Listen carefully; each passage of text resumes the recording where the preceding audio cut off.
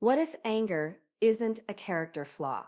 What if it's not a sign that something's wrong with you, but rather a sign that something important in you has been hurt and ignored? See, we're often taught that anger is dangerous, that it's something to suppress, control, or hide away. But what if anger at its root isn't the problem at all? What if it's the signal of a problem, the smoke, not the fire? Most of us walk around carrying little injuries from life, small betrayals, unspoken grief, moments where we needed kindness and got silence. We think we've moved on, we convince ourselves we're fine, but the body remembers, the heart stores every moment that felt like rejection, and when those moments pile up, anger starts to take shape. It's the voice that rises when no one else will speak for us. It's the body yelling when the soul feels unseen. Anger is rarely just about the moment you feel it. It's often about all the moments that came before. The ones where you bit your tongue, where you downplayed your needs, where you swallowed your sadness because someone else made you feel like it wasn't allowed. And then one day, a simple comment, a traffic jam, a small inconvenience, and suddenly it feels like a volcano. Not because of what just happened, but because your system reached capacity. You weren't reacting to the now. You were reacting to everything. This doesn't mean anger gives us a free pass to lash out. But it does mean that anger deserves our curiosity.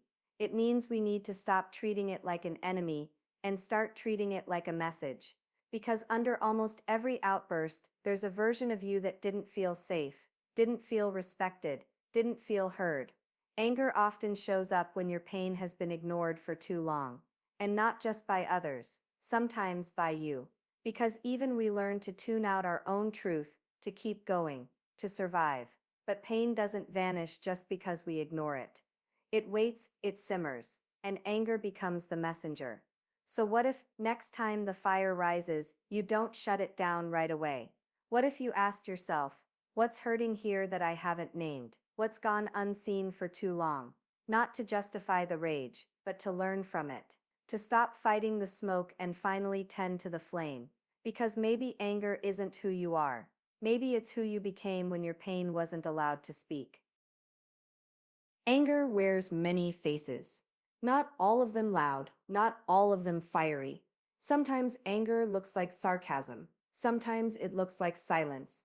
Sometimes it looks like walking away before anyone gets too close. We think of anger as shouting, but sometimes it's the quietest person in the room, just trying not to fall apart.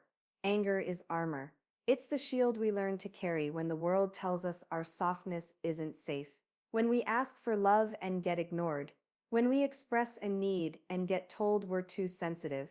When our younger selves cry for help and no one comes. So we learn. We adapt. We toughen up. We roll our eyes instead of shedding tears. We make jokes instead of asking for what we need. We say it's fine when it isn't. And beneath that tough shell, there's a small voice still whispering, please see me. That's the heartbreaking truth about anger. It's rarely just rage. It's grief in disguise. It's disappointment that hardened. It's the fear of being vulnerable again, wrapped up in boldness that says, you can't hurt me this time.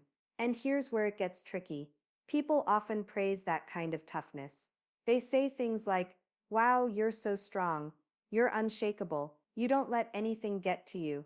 But sometimes what they're really seeing is someone who's armored up for so long they forgot how to take it off.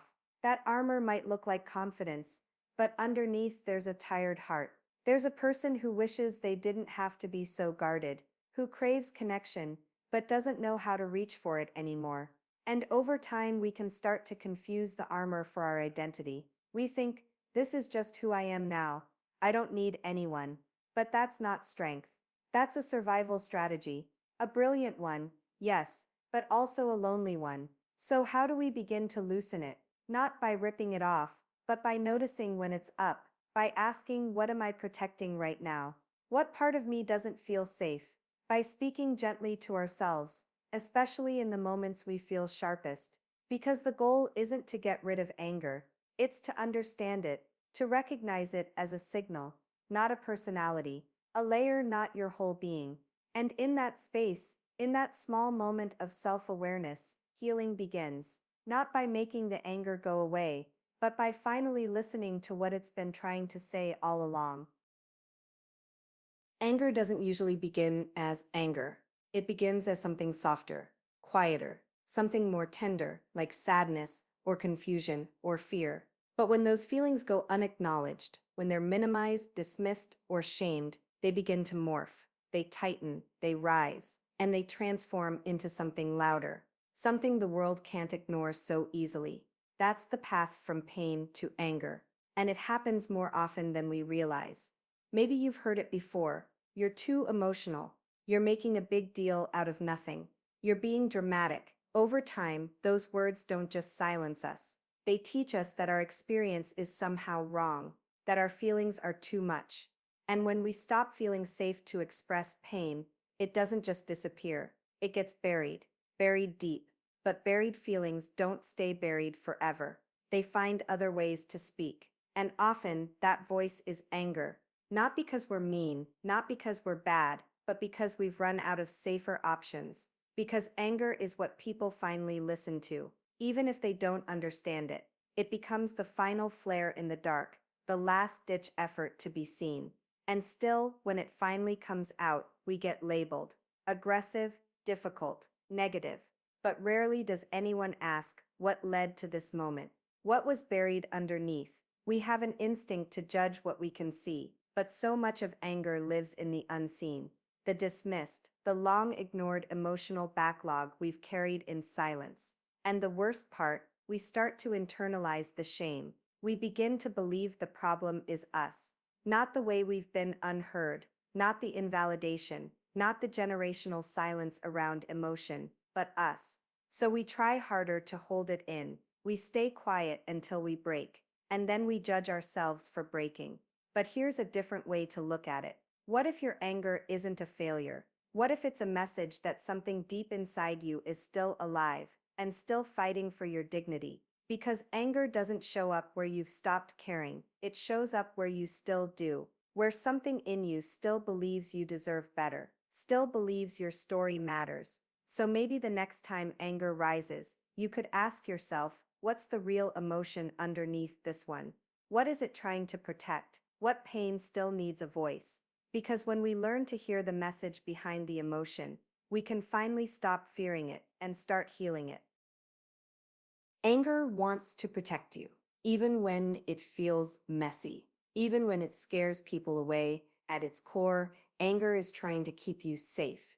It says, that's not okay. I've had enough. Something important to me is being violated. That doesn't mean it's always right, but it does mean it has a reason. And that reason is usually pain, pain that hasn't had space to be seen, pain that hasn't felt safe to come forward in its original form. So it puts on armor. It comes out hot because when no one listens to pain, pain starts to shout. The goal isn't to shame anger. It isn't to suppress it either. The goal is to hear it, to learn from it, to move toward what it's pointing to, instead of pushing it away. But that takes courage. Because beneath anger, there's usually a story we've been avoiding, a memory we haven't revisited, a truth that still stings, and facing that truth, it's not easy. It means letting ourselves feel. It means sitting with discomfort, but it also means liberation. Because once that pain is witnessed, it doesn't have to keep screaming. We begin to see that anger isn't the enemy. It's a messenger, a flare, a final red flag waving to say, I can't carry this alone anymore. And sometimes, when we finally sit with that anger, when we let it speak without interruption, what we find isn't rage at all. It's sadness. It's longing. It's a deep ache to be understood. That's where the healing lives, in that tender moment when we stop judging the heat and start asking about the wound beneath it. And yes, it takes time. Anger doesn't dissolve in a single breath, but it does soften when it's met with compassion instead of punishment. So maybe the question isn't, how do I get rid of my anger? Maybe it's, what is my anger trying to protect? What is it trying to teach me? What would it say if I actually listened? Because when you stop trying to silence your emotions and start trying to understand them, everything changes. You move from reaction to reflection, from isolation to integration, from fighting yourself to finally coming home to yourself. And in that homecoming, the armor can fall away, not because you've given up, but because you've made peace. Anger isn't your weakness, it's your signal. It's your invitation to listen more closely to yourself.